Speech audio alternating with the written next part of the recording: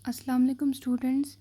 आज snow chapter start करून यथ नाव छ इम्पोर्टेंस ऑफ लाइव स्टॉक यानी अश एनिमल हस्बेंड्री पढ़ें आज यानी कि वो जानवर जिन्हें हम डोमेस्टिकेट करते हैं, पालते हैं, केयर करते हैं सो दैट वो हमारे बहुत चीज़ों के काम आए, ठीक है ना। तो इसमें काऊ है, शीप, गोट, पोल्ट्री आता है इसमें।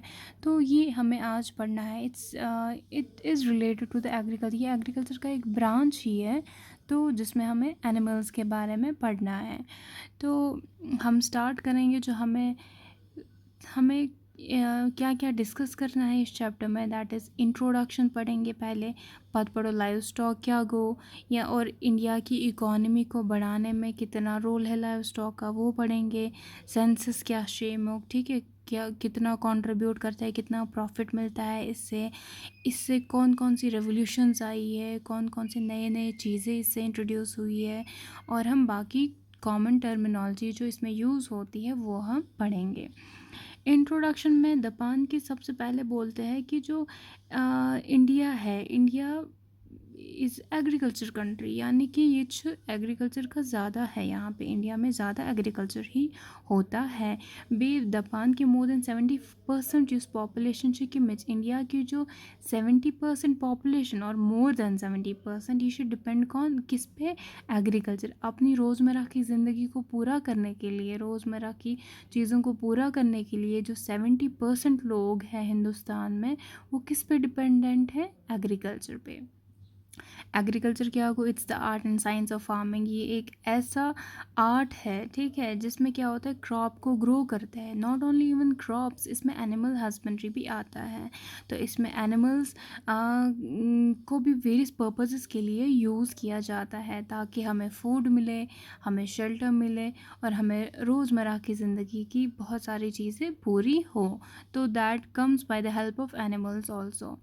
तो उसके बाद एनिमल हस्बेंड्री की एक छोटी सी डेफिनेशन यहाँ पे दी है। It is a branch of agriculture concern with the domestication, care and breeding of animals such as cattle, horse, sheep, goat, pig etcetera, ठीक है ना। यानी यहाँ पे हम एनिमल्स को डोमेस्टिकेट करते हैं और उन्हें वेरियस पर्पज़ के लिए यूज़ किया जाता है। अब वो हम आगे पढ़ेंगे। सारी खुद वर्ड समझो। हम पहले ये समझने की कोशिश करें कि लाइव स्टॉक मतलब क्या हो। Live stock, domesticated animals raised in agriculture setting to produce commodities such as food, fiber and labor. Livestock are generally raised for profit, यानी कि livestock जिसमें ये जानवर सारे आते हैं, नॉट ओनली काउ, शीप को, इसमें पोल्ट्री भी सारा आता है। Not even only poultry but जो फिश है, ठीक है ना, वो भी इसमें आती है। तो लाइव स्टॉक ये जो होता है, ये जो सिन हमारे मुनाफे के लिए होता है, ठीक है। इससे हमें प्रॉफिट मिलता है, हमें इससे फूड मिलता है, हमें इससे लेबर मिलता है, हमें प्लस क्लोथ्स हम बना सकते हैं by the help of these animals. इनसे हमें तो these are useful in each and every way, if we can say that. Japan के लाइव स्टॉक में जो एनिमल्स आते हैं, मैंने आपको बोला कैटल है, बफेलो है, शीप है, गोट है, हॉर्सेस है, बहुत सारे। वाइल एज यू हैन है, डक है, ये सब किस में आता है, पोल्ट्री में। और एनिमल्स जो होते हैं, they are not only helpful for providing food या लेबर। इनमें क्या होता है कि एक तो फूड देंगे, हमें मिल्क, मीट, एग वगैरह देते हैं, प्लस हमें फील्ड में भी ये बहुत सारे पर्पस के लिए काम आते हैं। एंड उस वो आ गया लेबर के अंडर। और इनकी मदद से क्या होता है कि बहुत सारी चीज़ें भी इंसान बना सकता है, ठीक है ना। लाइक इनका जो वूल होता है उससे क्लॉथ्स बनते हैं, ठीक। तो बहुत सारे पर्पसेस के लिए यूज़ होते हैं। इनका जो वेस्ट मटेरियल होता है, they are use in the agriculture में वो यूज़ किया जाता है। तो directly indirectly it is dependent on agriculture, and agriculture is also dependent on, we can say, livestock. तो ये आ गया लाइव स्टॉक।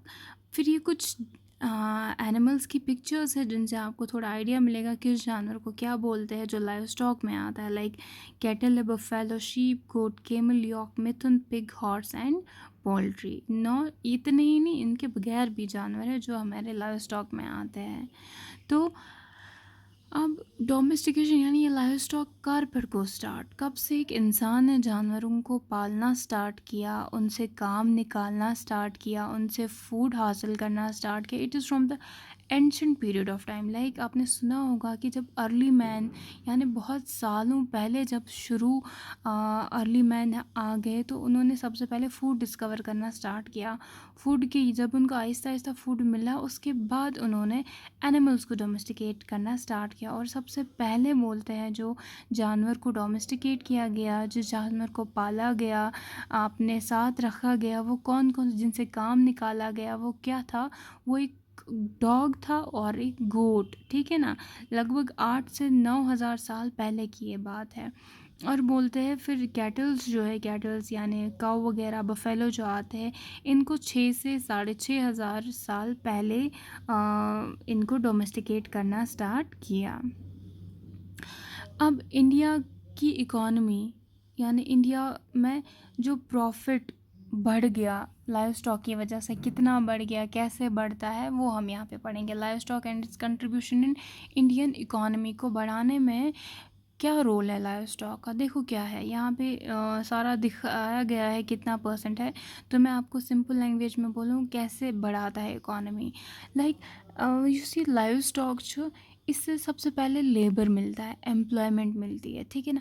यानी कि जो रूरल एरियाज़ में, गांव में अगर हम देखा जाए, जो आदमी, not even man, also women भी इसमें काम करते हैं, तो उनको इससे थोड़ी इनकम मिलती है, तो इससे इनकम रेज होगी उस एंगल से, ठीक है ना। तो इसमें क्या होता है कि लाइव स्टॉक जो है it provides employment for the rural people, है ना। तो वहाँ से ये कंट्रीब्यूट करता है किसमें, इकोनॉमी में, ठीक। The animal husbandry support livestock more than 2/3 of the rural population. Livestock generated output worth कितना करता है ये, that is 4.11, while as agriculture issue करान जीडीपी में कितना ये जनरेट करता है, 26%। Livestock sector employs 8% of total Indian workforce, ठीक है। यानी एम्प्लॉयमेंट कसा शेमसेक मिलान 8%, while livestock has been important source of the livelihood for small farmers and contributed about 60% of their income, ठीक। उसके बाद more than 3/4 of the labour demand in livestock sector is met by women. तो इस तरीके से ये हमारी economy में इजाफा कराता है live stock.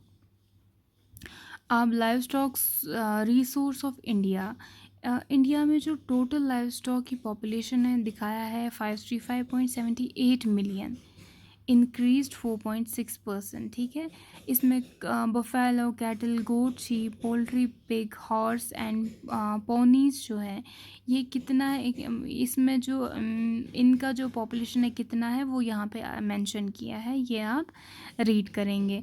Like buffalo 109.85 million, सबसे पहली पोजीशन पे आता है। पश्चिमा कैटल, उसके बाद गोट, शीप एंड पोल्ट्री, यानी कि इतनी पॉपुलेशन इनकी है कहाँ पे, इंडिया में, इन जानवरों की, लाइव स्टॉक एनिमल्स की। उसके बाद live stock resource of Jammu and Kashmir में क्या है, फर्स्ट रैंक में यॉक आता है, ठीक है।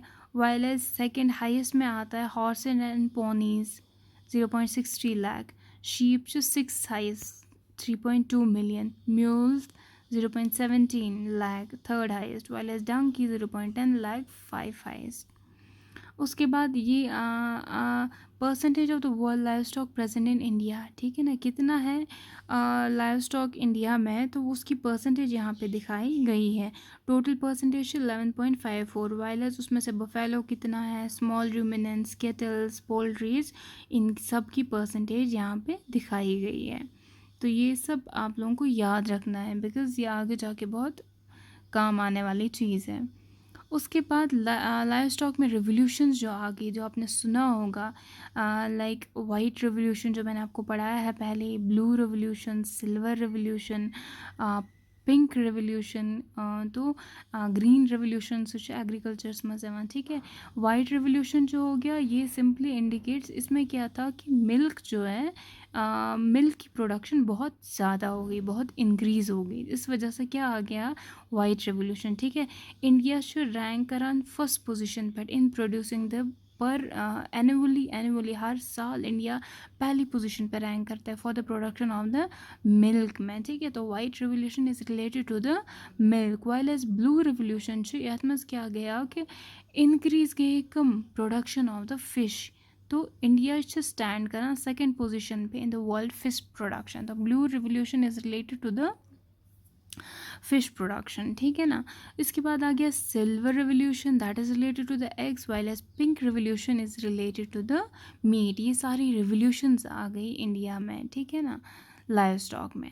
Common terms use in animal husbandry में क्या क्या किए जाते हैं, लाइक कुछ एनिमल्स है, इनकी स्पीशीज़ के नाम दिए गए हैं, प्लस इनका मेल को क्या बोलते हैं, इनके फीमेल को क्या बोलते हैं, अगर इनका न्यू बॉर्न पैदा होता है तो उसको क्या बोलते हैं, एक्ट ऑफ मेटिंग इनका क्या होता है, act of parturition and group, इनके ग्रुप को क्या बोला जाता है, ये सब इस टेबल में दिया गया है। तो ये आपको याद रखना है। लाइक हम एक का पढ़ेंगे यहाँ पे, सबसे पहले कैटल, इसकी स्पीशीज़ बोवाइन, ठीक है। इसके मेल को बुल बोलते हैं, फीमेल को काव बोलते हैं, न्यूबॉर्न को काफ बोलते हैं। एक्ट ऑफ मेटिंग इनका सर्विंग होता है, पार्चुरेशन है इनका काविंग होता है। एंड अगर ग्रुप ऑफ कैटल हो, अगर ग्रुप ऑफ इन्हीं काव बफेलो का हो तो ना हर्ड। तो इस तरीके से बाकी जानवरों का थोड़ा लिस्ट बनाया गया है, तो ये आप लोग पढ़ेंगे और याद रखेंगे ये क्या होता है। इम्पॉर्टेंटली आपको याद रखना है स्पीशीज़, इनके मेल और फीमेल को क्या बोलते हैं, और इनका जो न्यू बॉर्न होता है उसको क्या बोलते हैं, एंड एट द लास्ट इनके ग्रुप को क्या बोलते हैं, ठीक है। तो इस यहाँ पे हमारा आज का टॉपिक ख़त्म होता है एनिमल हस्बेंड्री का। तो होपफुली आप लोगों को ये समझ आया होगा। जो ये एनिमल हस्बेंड्री है, जो मैंने आपको बोला कि ये एक ब्रांच है किसका, एग्रीकल्चर का, जिसमें हम डोमेस्टिकेशन ऑफ एनिमल्स करते हैं, रियरिंग ऑफ एनिमल्स करते हैं, एनिमल्स को पालते हैं for the purpose of food के लिए, फॉर शेल्टर के लिए, फॉर लेबर के लिए, ठीक है ना। तो एनिमल्स, इसमें एनिमल्स को घरों में भी पाला जाता है, वाइल्ड लाइफ फार्म्स भी बनाए जाते हैं जहाँ पे इन एनिमल्स को पाला जाता है। तो इसमें पोल्ट्री भी आता है जहाँ पे फ़िश डक की प्रोडक्शन होती है, वाइल्ड लाइफ फिशरीज़ आता है जिसमें जो related with only the fish के साथ होता है। तो ये आ गया हमारा आज लाइव स्टॉक। तो इंशाल्लाह कल या परसों जो हम नया चैप्टर पढ़ेंगे उसमें भी वो रिलेटेड वो दूसरा सेशन होगा हमारे इस चैप्टर का।